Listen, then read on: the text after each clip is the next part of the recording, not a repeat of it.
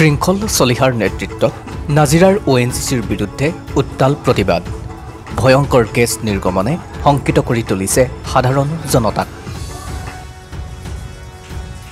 শিৱসাগৰৰ ভটিয়াপাৰ বাৰিচুকৰ ONGCৰ গেছ নিৰ্গমনক লৈ নাজিৰা অসম সম্পদৰ মুখ্য কাৰ্যালয়ৰ সন্মুখত প্ৰতিবাদী কাৰ্যসূচী বীৰ লাচিত সেনাৰ উত্তপ্ত পৰিস্থিতিৰ সৃষ্টি নাজিৰাৰ অসম সম্পদৰ মুখ্য কাৰ্যালয়ৰ সন্মুখত শিৱসাগৰৰ ভটিয়াপাৰ বাৰিচুকৰ ONGCৰ গেছ নিৰ্গমনক লৈ শংকিত হৈ পৰিছে স্থানীয় সাধাৰণ জনতা গেছ নিৰ্বাপন কৰিব নোৱাৰা ONGCৰ বিৰুদ্ধে আজি শৃংখল চলিহাৰ নেতৃত্বত নাজিৰাৰ ONGCৰ অসম সম্পদৰ মুখ্য কাৰ্যালয়ৰ সন্মুখত প্ৰতিবাদী কাৰ্যসূচী গ্ৰহণ কৰে বীৰ লাচিত সেনাৰ শিৱসাগৰ জিলা সমিতিয়ে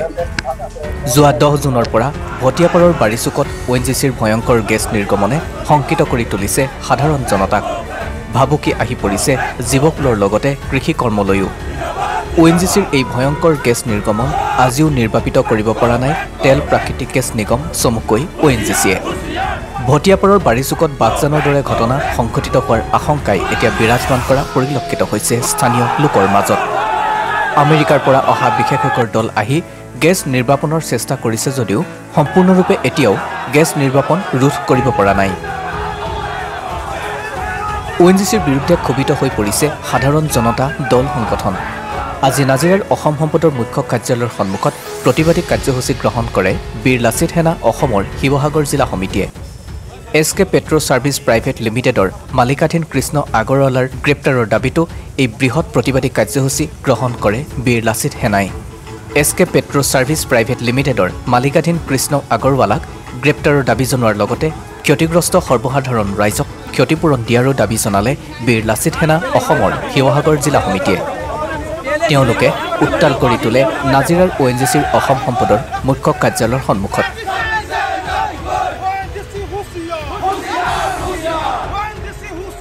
ONGC গো বেক অসম চৰকাৰ বিৰোধী শ্লোগানেৰে উত্তাল কৰে নাজিৰাৰ ONGCৰ অসম সম্পদৰ মুখ্য কাৰ্যালয়ৰ সন্মুখ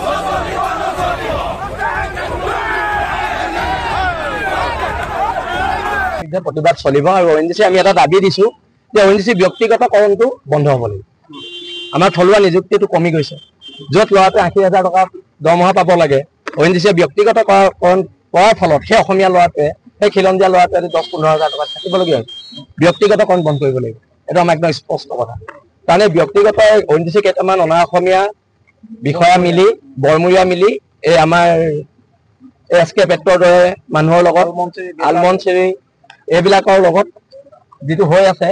মিতি ৰালি এইবিলাক ইয়াত বন্ধ কৰিব লাগিব আৰু ONGC ডাইৰেক্ট খনন কৰক আমাক ক'বলগীয়া একো নাই কিন্তু ব্যক্তিগতকৰণ বন্ধ কৰিব লাগিব আৰু নহ'লে ONGC বিৰুদ্ধে আন্দোলন চলি থাকিব আজি যেহেতু বৰ্তমানৰ অবৈধভাৱে খনন কাৰ্য কৰি আছে আৰু ভটিয়াপাৰ যিটো ঘটনা সংঘটিত হৈছে এই ঘটনাটো প্ৰথম নহয় ইয়াৰ আগতো লাকুৱা গেলেকি বিভিন্ন ঠাইত এনেকুৱা গেছ দুৰ্ঘটনা ঘটি আছিলে আৰু পশুধনকে আৰম্ভ কৰি আমাৰ বহুতো ব্যক্তিয়ে এনেকুৱা চৰম মৃত্যুক আঁকোৱালি ল'বলগীয়া হৈছে কিন্তু আজিৰ তাৰিখলৈকে ONGC যিটো প্ৰটেকশ্যন হ'ব লাগে এইবিলাকৰ ক্ষেত্ৰত আজিৰ তাৰিখলৈকে নাই আনকি ভাৰতবৰ্ষতে নাই আমেৰিকাৰ পৰা 2-3জন ব্যক্তি আনি ইতিমধ্যে তেওঁলোকে গেছটো কম কৰিছে সেই ক্ষেত্ৰত আমি আদৰণি জনাইছো কিন্তু সন্মানীয় মুখ্যমন্ত্ৰী হিমন্ত বিশ্ব শৰ্মা ডাঙৰীয়াই সেই ক্ষেত্ৰত যোৱাৰ পাছতো আজিৰ তাৰিখলৈকে জিলা প্ৰশাসনে হওক ONGC প্ৰশাসনে হওক বা বিতৰ্কিত SK পেট্ৰ প্ৰতিষ্ঠানৰ স্বত্বাধিকাৰী হওক তেওঁলোক ইমান নীৰৱে এনেকে কিদৰে আছে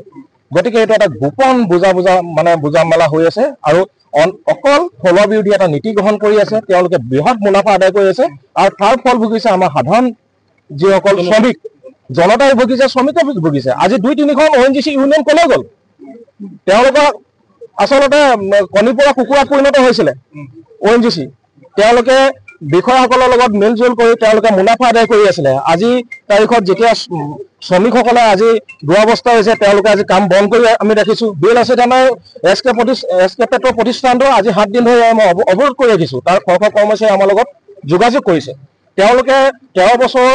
হৈ গ'ল তেওঁলোকৰ মৃত্যুক আঁকোৱালি লোৱা 13 বছৰ পিছতো কিন্তু SK পেট্ৰৰ পৰা পাবলগীয়া প্ৰাপ্যসমূহ তেওঁলোকে পোৱা নাই গতিকে আমাৰ দাবীসমূহ আছে আৰু দাবীসমূহৰ ক্ষেত্ৰত অনাগত দিনতো আমাৰ সংগ্ৰাম অব্যাহত হৈ থাকিব ইয়াত এটা কথা স্পষ্ট হওক আচলতে আমাৰ বিয়াগুম লিডাৰ আছে আমাৰ ইয়াতে 4-5টা সমষ্টি আছে সমষ্টি লিডাৰবিলাক ক'লে গ'ল জনপ্ৰতিনিধিবিলাক ক'ত গ'ল যোগেন মোহন ক'ত গ'ল সুশান্ত বৰগোহাঁই ক'ত গ'ল আমাৰ ধৰ্মেশ্বৰ কোঁৱৰ ডাঙৰীয়া ক'ত গ'ল আপোনালোকে নাহে কি কাৰণে আপোনাৰতো আমাৰ জনপ্ৰতিনিধি পেট্ৰলিয়াম মিনিষ্টাৰে যেতিয়া ইয়াত কথা পাতিবলৈ আহে ৰামেশ্বৰ তেলী যেতিয়া পেট্ৰলিয়াম মিনিষ্টাৰ আছিলে গণতন্ত্ৰ চতুৰ্থ স্তম্ভকে দেখোন ইয়াত সোমাবলৈ দিয়া নাছিলে, বাধা প্ৰদান কৰিছিল। আজি তেখেতসকল ক'ত গ'ল? আচলতে এই যে ONGC ৰিগৰ পৰা শ হাজাৰ হাজাৰ কোটি টকাৰ ব্যৱসায় চলি আছে এস্কৰ পেট্ৰৰ থ্ৰুৱেদি, তাত আমাৰ আশংকা হৈছে ইয়াত আমাৰ জনপ্ৰতিনিধিসকলো জড়িত আছে।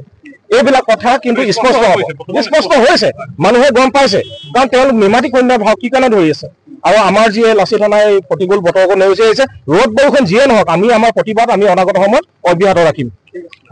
শিৱসাগৰৰ পৰা ফৰহাদ লস্কৰৰ ৰিপৰ্ট, নতুন সময়। प्रेस रिलीज में भी बताया गया है कि इस समय जो एक्स्ट्रा मटेरियल वहाँ पर है उस मटेरियल को वहाँ से हटा के और जब रिग को मूवमेंट करके कैपिंग करने वाला ऑपरेशन है उसका प्रिपरेशन इस समय एडवांस स्टेज में चल रहा है। और ये क्योंकि बहुत ज़्यादा हैवी इक्विपमेंट वहाँ पर था तो एडिशनल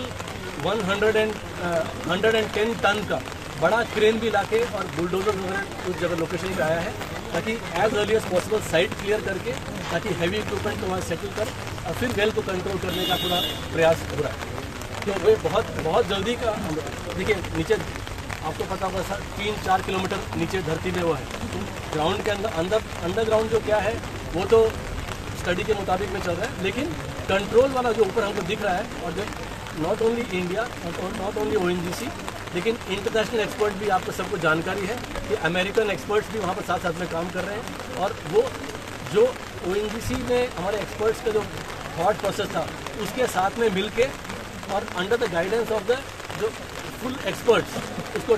एड्रेस करने की कोशिश कर रहे हैं। तो ये इन्फॉर्मेशन देने के साथ में आप सबसे सहयोग मांग रहे हैं कि जो वहाँ की लोकल पॉपुलेशन है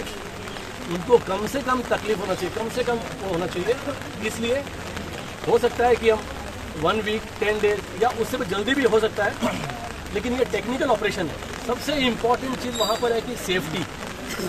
ऐसा हाई प्रेशर का जो वेल चलता है उसमें सेफ्टी है जो सर सेफ्टी का इशू अभी का मदद करना अभी सर वो देखा का जो यूनिट है वो तो करके रहा तो सर आप सुनिए जो अभी का जो वेल को क्लोजिंग करने वाला मैं उस सेफ्टी की बात करूँ उसको पूरा सेफ जोन करते ही वही उसको आगे ऑपरेशन करना पड़ेगा, उसमें जल्दबाजी नहीं कर सकते और पूरे एक्सपर्ट्स काम कर रहे हैं। जी